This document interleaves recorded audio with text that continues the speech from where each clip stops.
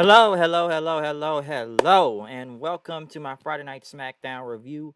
I just want to say happy Friday out there to everybody. And, it's been a crazy, I want to say maybe 24 hours or two, a lot of news and stuff going on, especially when it comes on to WWE and whatnot. I actually want to speak on some of that. I was going to say this for a separate video, but I think I'm just going to add this on the SmackDown review real quick. And it is one thing I do want to talk about real quick before we get into the actual SmackDown review, because there's going to be a lot to say about that too.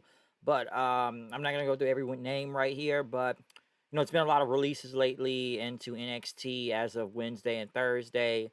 And I know some high profile ones. I'm just going to speak on those quickly just to give my thoughts on it real quick. You may agree with me, you may not agree with me, but hey, this is going to be my thoughts. Some of these things I probably talked on months ago, and I just really don't change my stance on it.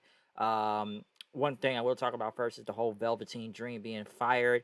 I've spoken on this before many months ago, and I only spoke about it one, two times because I wasn't going to dwell on it like a lot of other people have, and continue to moan and bitch about it every chance they got. And they finally fired him yesterday. He was released, and I look at that. Let's remember, folks, this was all accusations. This wasn't a conviction. He was never arrested for anything, and he still wasn't to this day. Now, some wonder why it took taken WWE so long to actually release Velveteen Dream. The last thing I really kind of heard about him, he was backstage at Raw and whatnot, and he's still been in the company for a while, because I believe they said the last time he was actually on TV was actually in December and whatnot. Now I heard he had a car accident at one point, and he was just off of TV and whatnot. I believe this probably was a PR type of thing going on. I think WWE just finally got tired of the heat and whatnot, and they decided to let him go. I know they done an investigation, and Triple H basically said they found nothing, and still to this day, nothing was found. It's been almost a year, and nothing was still found. Not the cops have found anything, or WWE themselves, or why wasn't it even brought to a DA or anything? Nothing has happened to this date. Okay, so yes, he is fired, but it's not like he's going to jail or anything. He never got what he's still. See, it's the thing people forget. Nowadays, it's guilty until proven innocent. It's not innocent until proven guilty. Now, I know they said one of the accusers ended up lying and whatnot about the whole thing, and whoever the other dude was, that they had that little that small audio clip going. What school do you go to? Which some say was never really proven if it was actually him or not, and it just never wasn't proven and everything. And like I said, I've spoken on this before. It's like, well, if they didn't find nothing, like, why would I keep dwelling on this whole thing? Because it just kind of just got to the point, and I believe that's why they still took him off TV, because they know people are going to moan and complain. Now, could WWE known something, maybe more than we know? Possibly, I don't know. Because even in that whole movement thing back over the summer last year, some people in WWE still end up getting their jobs back and whatnot. And I know people still moan and complain about them being on TV, from Matt Riddle to Austin Theory, Jordan Devlin. Because I could have swore Jordan Devlin was fired, so I guess he was hired back. I think Noam Dar. It was several names, but they ended up getting their jobs back and whatnot in WWE and everything. Some, probably may still go through in some legal stuff, but they still got back on TV and whatnot, whether you complain or not. It's just Dream was on TV, but then he was taken off again due to injury. Now, it's what I've also heard, that there were behavioral problems with him backstage, him being unprofessional and whatnot, which would have probably done it too and everything. And I'm trying not to speak almost too much on it, because I'm like, okay, let's wait for a few days and see if any more detail come out about this. Okay, because what's the exact reason why was he released? Was it because of the whole allegation stuff, or was it probably done for a separate, unrelated situation and whatnot? Just think about that, because I was like, you know what, I'm gonna give this a few more days, and let's see how much how much of and more information comes out about it, and the reason why. But like I said, it's a real I didn't really speak on much of it, because it just wasn't the point. Why would I dwell on some shit like that for months if the guy even shows up on TV? Or some say, oh, well, they released this guy, but they didn't release him. And when I see people on the internet acting like we did it, like, you didn't really do anything. Okay, you complained on Twitter, so what did you really accomplish? Like, oh, we got him released. Okay, how long did that go? Like literally, how long did that really go? Okay, so like I know some are gonna say it's an unpopular opinion to possibly defend him and whatnot, but still at the same time, there never was any conviction. He never was charged with anything. It was all accusation. Nowadays, if it's an accusation, they believe you did it already without even depending. Hear both sides of the stories and wait for more detail to come out before, you just start going right off the bat and so oh, he did it, even though they had like one accusation. He didn't wait for more detail to come out. Okay. Now, in regards to Dream at this point, I will say this is a shame because what is the guy like 25 years old and whatnot? Like, you're older than him, but he's like 25 and still young talent and whatnot. And I'm sure everybody's saying, is he basically blackballed from this business? Is he basically like Joey Ryan and whatnot? I don't know, honestly. Okay, now I don't think any company will probably touch him right now. A big name company like AEW or something. I'm not sure if ROH or Impact or MLW or anything, because like I said, we have not heard this from this guy in a while, and I guess I should be just saying Patrick Clark at this point and not saying Velveteen Dream. So is he blackballed from the business in general? Possibly, and it's just kind of best to stay quiet and just kind of stay underground for the time being and whatnot. Like I said, I don't know if he'll ever come back. Even if they did go court, if he was even proven innocent, motherfuckers is still gonna look at that like, oh, they'll still probably think you did, it, even though you were still innocent and whatnot. So I will just say this about Patrick Clark. Hopefully, I guess, he works something out in the foreseeable future, and we'll see what goes from here with him. But yeah, he was released, like I said yesterday, of his NXT contract. But like I said, some people are still complaining, like, well, why did it take so long? Why did it take so long? Why did it take so long? Well, it's done, so you can stop bitching now. All right, you bitched long enough, so you can basically stop at this point. It's like they're still looking for something to be looking for something. So I've just seen different reactions off of Twitter and whatnot. And the only other thing I will say with the whole Drake Warts thing, listen, he has his beliefs and everything, but when you start forcing that shit upon people, and I guess apparently he ruined meetings. I'm surprised he wasn't fired a long time ago because of the shit he was doing down there, and they just kind of, I don't know, from the whole means about race for Triple H or just what the QAnon or crying like a bitch during because of mass mandates to Florida city governors and other stuff. I don't know. I had heard about the Drake Wards thing months ago about the suspension being banned and the whole Proud Boy thing and whatnot. Like I had steadily heard about him, I just didn't really pay much attention to him until like the past month or two. So I would say he would probably screwed himself. Could anybody hire him? Maybe. I don't know, but you can't go pushing your beliefs and however you believe in your politics onto people. Okay, you gotta believe in whatever you want. All right, I'm not gonna stop you from that. But when you start kind of pushing that shit towards them, or if you try, even like if you pushed it on me, it's like, okay, that's a fucking problem. Now you can't make me be you because you don't like what I do. So it's a lot to say about the Drake Ward situation. I was surprised Alexander Wolf was kicked, released. Well, I guess now I know why he was kicked out of Imperium now. Vanessa Bourne, one person I think was Janela's girlfriend, Brandy Lloyd. Did they just hire her? She was just like in a hot tub with Damian Priest, and that was the only thing she really did, and nothing happened from there. Nothing. Okay, so nothing really happened. Everybody else, I don't really know much about, and I'm just kind of going what I remember from the releases, but I'm just kind of going over the top ones that just happened. Okay, so I just wanted to say a couple things about that. But we now move on to the SmackDown review itself.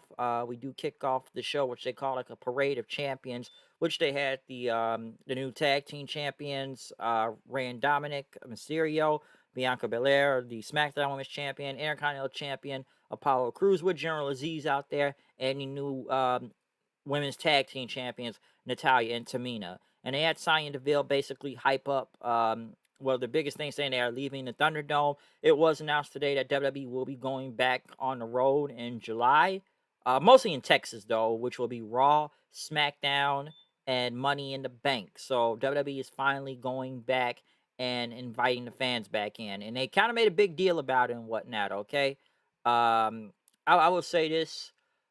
Just it's good that they're getting back on the road. I know a lot of other wrestling promotions that got back on the road. The only thing they can really go to is Florida and Texas, or if any other state allows it. But to what I've read is like, what WWE. Oh, well, we now know today with WWE, AEW. We've been know. Apparently, MLW is going back on the road. Ring of Honor is supposed to be letting people back in. I don't know any other promotion that's still letting people in other than Impact. I don't really know right now if some of these things are still closed doors, but. At some point in time, we knew this was going to happen. They were going to have to leave the Thunderdome soon. We don't know the details yet. I know Texas don't really give a fuck because they stopped giving a fuck about the virus a long time ago. So I look at them crazy as it is already half the time. But will they let a full capacity crowd in to the arenas they're going to in Texas? Will there be protocol? Will it be mask mandate or if you have the vaccine? I don't know. I just know the fans are finally coming back. Okay, I'm sure further detail will be announced at a later date. But the fans are coming back in July this summer. I don't know how many other cities they will have. Like it's not a lot of cities, but I don't know how many events they will be doing during that time, or how many people they let in. All I know is just Raw, SmackDown, and Money in the Bank. So all I can say is we'll see what happens when we get there. Hopefully the virus doesn't get worse. But then again, you never know. So I don't want to say too much on that. But Sonya Deville, um, after she did that big announcement, she introduced all the champions. Cruz basically said he's going to retain his championship tonight, and you can go back to introducing all the champions and whatnot. Sonya Deville did introduce Roman Reigns, but there was no Roman Reigns. Roman Reigns' old music hit, which I now believe belongs to Paul Heyman now. And he says, "How nice, parade of champions. These are not champions; they're title holders." Okay, Roman Reigns is not a title holder. He is a champion. Not just a champion, but the champion and whatnot. And, with the live events coming back, fans are coming to buy tickets to see him. All right. And he is the premier champion. So it's going to be a parade of champions. Not a parade of champions, a parade. And, you'll see him later tonight. All right. But the Ville could even go back to the champions who held up all their championships. Bailey came out and said she was the longest SmackDown women's champion in history. Basically, um, say she's been carrying this company on its back throughout this entire pandemic, basically. All right. And basically just mocking every champion that is on stage, from Rey and Dominic. Dominic basically just riding Rey Mysterio's coattails and whatnot. Rey's overstayed his welcome. Natalya and Tamina crying when they won the titles. Cool with cruising them though. And called out Bianca, which Bianca said, "You want my title? Let's do this." Next thing you know, Baszler and Jax come out, attack from behind, and then Natalya and Tamina come for the save. Sets up 6-woman tag team. Bailey and them get the win, so I guess it puts some heat on the heels right now to at least kind of get something back since they've been taking L's lately and whatnot. Big E talked about how he's going to get his Intercontinental title back tonight. Aleister Black once again did another promo talking about powerful lessons that should to his body and talk about the art of being cruel and whatnot. That you all live in a cesspool of sins and denial because that's who you all are, and you'll be loathsome and blind. Cold to herd, he said. Corbin came out, basically talked about Nakamura stealing his crown and whatnot since Nakamura's been going around town with his cat, just posing with that crown he's wearing, pumping gas, driving a car, drinking some tea. Corbin said, he wants to call himself the king of strong style. He's not a king. A real king wears $40,000 watches and drives Ferrari and owns mean, hungry dogs of war, not some fat, shabby, tabby cat. And he wants his crown back. Next thing you know, Eric Bugenhagen, who he was in NXT, or Rick Boggs now, or just Boggs, I believe, or Rick Boogs, or is it Boggs?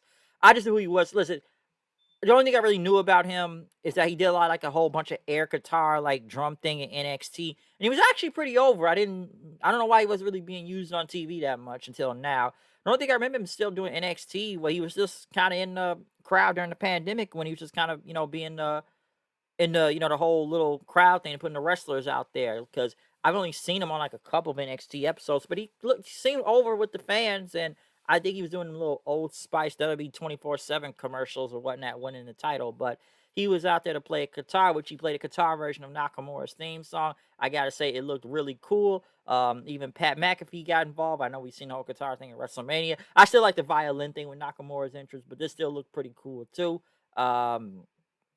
Nakamura still ended up winning though after Boggs got on the guitar and got on the table and played the guitar. Nakamura won with the roll up. So we'll see where this little team goes, but I like what I'm seeing right now. Okay, the whole the guitar thing and whatnot. Sonny Deville was in the back with Jimmy Uso. Jimmy Uso said, we got reformed the Usos. The Uso Penitentiary is back. And he said, you sure? He says, yeah, we want a match against the Street Profits next week. They still want the titles and they back and whatnot. So Sonny booked the match. Kevin Owens talked about going back for that Intercontinental title, saying he's a prize fighter and whatnot. And basically, he's going to take the Commander's thumb and shove it so far down his own Aziz and whatnot. Roman Reigns came out. Basically, the champion. He said he considers himself a humble man. Teach his sons about humility.